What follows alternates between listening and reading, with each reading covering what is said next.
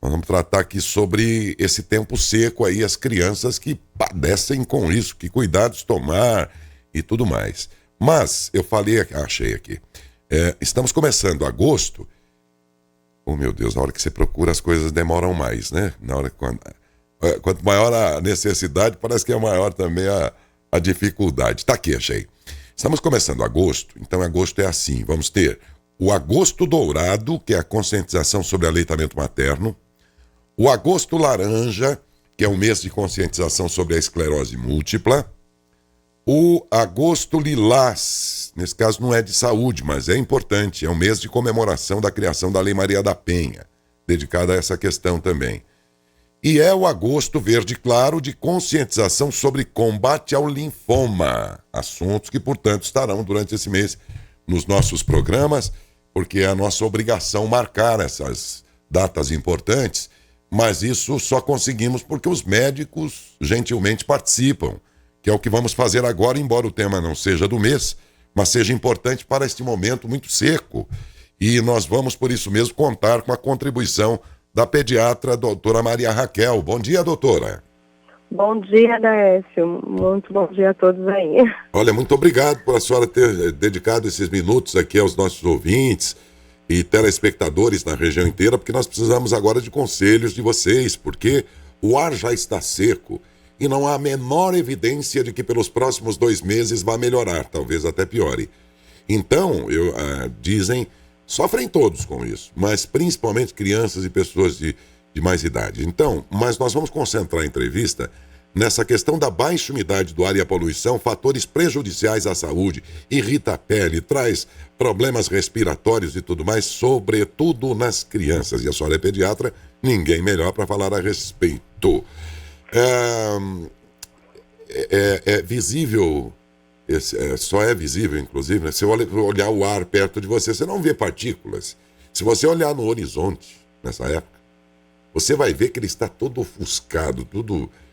A paisagem, não, muitas vezes, dependendo do horário, a gente nem vê aquilo, a fumaça, partículas no ar, né? E aí, pertinho da gente, de vez em quando eu olho o carro, e meu carro é preto, eu olho o carro, porque é uma cor que contrasta muito com o pó, né? Aí eu olho, meu Deus do céu, mas eu lavei esse carro hoje de manhã, mandei lavar o carro, e horas depois, doutora, já tá tudo cheio de pó em cima. É aquilo que nós estamos respirando, é?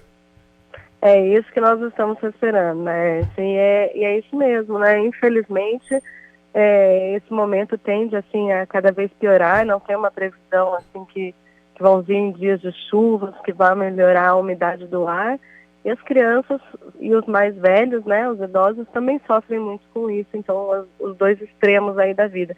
Nós adultos também, mas a gente consegue tentar regular um pouquinho melhor essa parte. Certamente. Mas as crianças estão sofrendo muito com esse tempo seco. E por que as crianças sofrem mais do que, por exemplo, as pessoas já mais adultas? Porque nesse momento eles estão formando aí o sistema imunológico dele, ainda não está completo, né? Por isso que a prioridade das vacinas são na primeira infância, a criança começa a ter mais contatos com as outras crianças. Então, do mesmo jeito que a gente vê essa poeira, esse ar que a gente está respirando, que está seco, também está entrando outras coisas pelo ar, e aí a criança começa a ficar, então, mais vezes resfriada. E por isso que entra num ciclo meio que a gente brinca que é um ciclo vicioso. Mal sara de um resfriado, entra em outro. Mal sara, entra em outro. Não deu tempo do organismo conseguir se reorganizar. Eu não sei, eu devia ter feito isso já na abertura da entrevista, mas vou fazê-lo agora só para corrigir. A pronúncia do seu sobrenome é Yazbek, é isso? Está correto? Está correto, Yazbek. Yazbek. É derivado de que nacionalidade? Libanesa. Libanesa, muito bem. Doutora Maria Raquel, eu já li alguma coisa a respeito, dizendo sobre a evolução da criança, ela vai desenvolvendo seus órgãos, vai. Diz que um dos últimos a se tornar proporcional à fase adulta, diz que é o pulmão, é verdade? Exato, é que conforme a criança vai crescendo, né, aumenta a imunidade, o pulmão também vai adquirindo melhor a parte respiratória. Né? Nesse tempo seco há esse prejuízo, e se a criança ainda conviver com adultos fumantes, mesmo que fume fora de casa, traz o cigarro aí no cheiro, no roupa, piora bem o desenvolvimento desse pulmão da criança. Qual é a fase dessa parte infantil, existe algum momento dessa fase infantil e até da puberdade, tudo em que se torna mais crítico ainda? Tem a fase bem inicial da criança, então a partir aí dos 7, 9 meses de vida, até os 4 anos de idade, é uma fase bem crítica para a criança. Então é essa fase que a gente vê que as crianças ficam mais resfriadas, né? Que geralmente é concomitante com o início da entrada nas escolinhas, né? Então você fala assim, o primeiro ano que entra na escola ficou doente. Então é a formação do sistema imunológico, o fortalecimento aí pulmonar, e aí o desenvolvimento da criança vai estar um pouco prejudicado. Esse ar seco, essa poluição toda, ela sempre é associada com crises respiratórias, mas pelo que vejo aqui, isso causa até irritação na pele?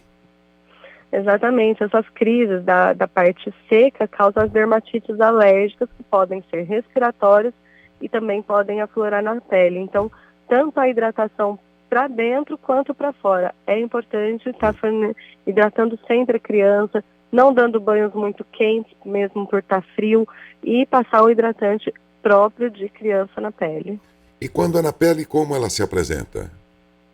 Na pele, a pele vai estar muito seca ou pode ter lesões, rachaduras também na pele da criança. Olha, atenção pais e mães, porque às vezes vocês estão até com esse problema e mal sabiam que pode ser decorrente dessa época do ano aqui, né? Exato, e a pele da criança pode levar a infecção para dentro. A pele é a nossa barreira, é o nosso órgão maior que tem, e aí uma pele ressecada, rachada, pode levar a infecção para dentro. Então é importante hidratar também a pele da criança. Olha, aí estamos aprendendo. Bom, de qualquer modo, acho que toda e qualquer hidratação em qualquer parte do corpo nessa época é importante, né? Porque tudo seca e a pele não é diferente, né? Exatamente. Então é hidratar bem as narinas. Quando os pediatras falam, lava bem com soro, usa soro fisiológico, ingere bastante água e hidratação na pele também, passando os cremes próprios adequados para a idade.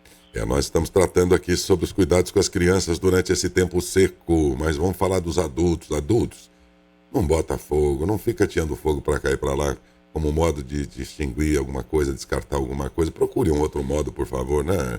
Porque há sim incêndios aí, eles serão mais comuns agora em agosto, porque a relva vai ficando cada vez mais seca, agosto, setembro, e aí vem principalmente as queimadas, e aí elas podem acontecer involuntariamente, mas quase sempre não foi tão involuntário assim. Adultos, pensa nas crianças, pensa nos velhos, pensa nas pessoas aí que você até tem na sua família, antes de fazer isso, pelo amor de Deus, né? Mas aí a fumaça vai e depois o ar leva embora. Acontece, nós estamos numa época que, embora tenha ventanias e tudo mais, também é fria. E a época do ar frio, o que acontece com essa fumaça? Ela não se dissipa. Pelo contrário, ela vem cada vez mais grudar aqui onde nós vivemos, aqui embaixo. E ela fica ali por horas e horas e horas e horas, causando mal num monte de gente. Pensa nisso. Os adultos, embora o assunto que seja criança, mas tem a ver muito com os adultos, que são eles que ateiam fogo aí desnecessariamente. Lá no bairro dele, lá tem um montinho de coisa lá, bota fogo. E aí soma com outro, com todo mundo que acha que tem o direito de fazer isso. E no cômputo geral é quando você olha no horizonte, tá aquele caos que tenderá a ser maior ainda nesse mês de agosto.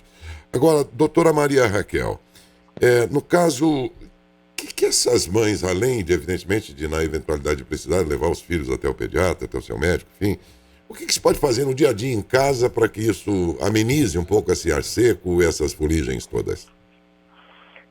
Usar toalhas úmidas na cabeceira da cama é indicado. Eu não recomendo o uso de bacia com água, porque tem o risco da criança tropeçar, cair, pode afogar, além de ficar com o corpo molhado no frio. Mas a toalha úmida na cabeceira é interessante, porque isso ajuda a ter uma umidificação do ar. O uso de umidificadores elétricos, com cuidado, porque eles podem, durante muito tempo, ficar muito úmidos e levar à proliferação de fungos, então eu não indico tanto, né? Então um pouquinho umas medidas mais caseiras. Incentivar os filhos a beberem mais águas e ajudar. Lavar o nariz bastante com soro e um banho não muito quente para hidratar bastante a pele da criança também.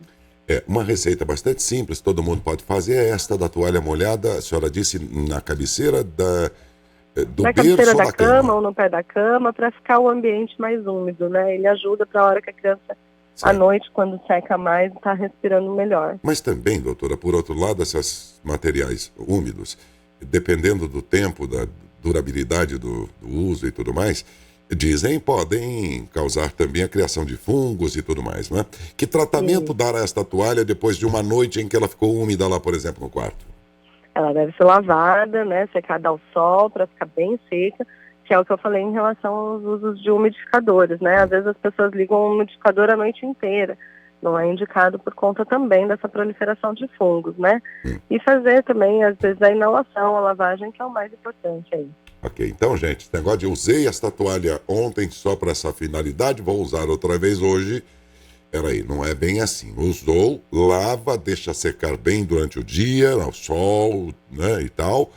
Aí, nessa condição, ela pode até ser utilizada de novo. Do contrário, utilize uma outra para outra noite, não é isso?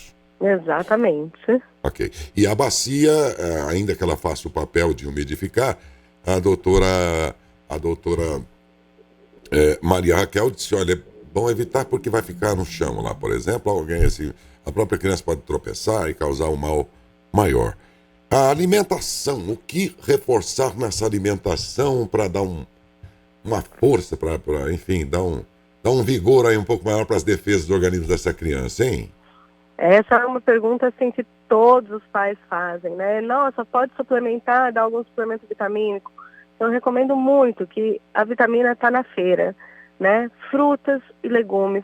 Essa é uma estação cheia de frutas e legumes, principalmente as frutas aguadas, melancia, melão, as laranjas, mexericas. Então, são frutas que têm alto teor de vitamina C, morangos, que é muito comum nessa época do ano, kiwi tem alto teor de vitamina C. Isso ajuda no sistema imunológico, além de ser frutas que são mais aguadas, que melhoram também a hidratação. E a questão dos legumes também na alimentação da criança, que faz todo um diferencial entre vitaminas e minerais. Mas aí o adulto que virou todo fast food, frituras, e lanches e sanduíches e não sei o que mais, eles aprenderam a fazer isso, comem isso, a criança também vai crescendo, vai comendo também. E daí é que na hora que, doutora, a gente vai oferecer para essa criança um legume e tudo mais, ele torce o nariz, doutora. Exatamente, e aí é onde a gente tem que aprender desde cedo a primeira introdução alimentar e vai realmente de novo para aquele erro igual das queimadas. É o adulto que tem que trazer a melhoria para dentro de casa. Exatamente. É você que põe a comida na mesa.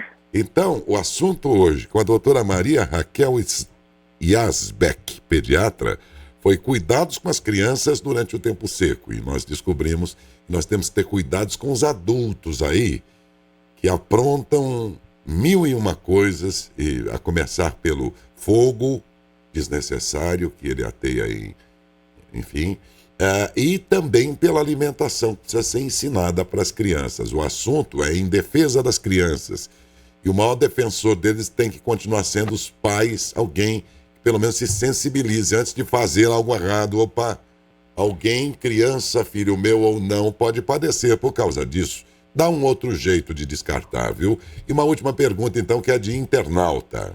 Doutora, nossa ouvinte Ana Maria, acompanhando o programa, tem dúvida e pergunta. Ela tem um filho com 7 anos de idade e toda vez nessa época do ano costuma sair sangue do nariz dele. Existe um tratamento?